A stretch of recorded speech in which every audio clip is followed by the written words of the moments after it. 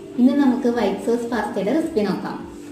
അതിനായി 1.5 കപ്പ് വെള്ളത്തിൽ 1 table spoon ഓയിലും ആവശ്യത്തിന് ഉപ്പും 1 കപ്പ് പാസ്തയും ചേർത്ത് നന്നായി വേവിച്ച് സ്ട്രെയിൻ ചെയ്ത് മാറ്റി വയ്ക്കാം.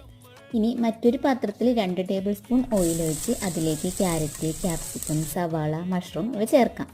പിന്നെ ഇതിലേക്ക് ആവശ്യത്തിനുള്ള ഉപ്പും ചതച്ച മുളകും ചേർക്കാം.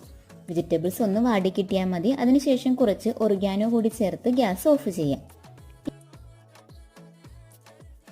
ഇനി ഒരു പാത്രത്തിൽ 2 ടേബിൾ സ്പൂൺ ബട്ടർ ഇട്ട് അതിലേക്ക് ചെറുതായി കട്ട് ചെയ്ത വെളുത്തുള്ളി ചേർക്കാം. പിന്നെ 1.5 ടേബിൾ സ്പൂൺ മൈദ ഇട്ട് കൊടുക്കാം.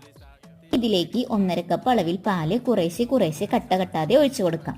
അതിലേക്ക് ആവശ്യത്തിന് ഉപ്പും ചതച്ച മുളകും ഒറിഗാനോയും ചേർക്കാം.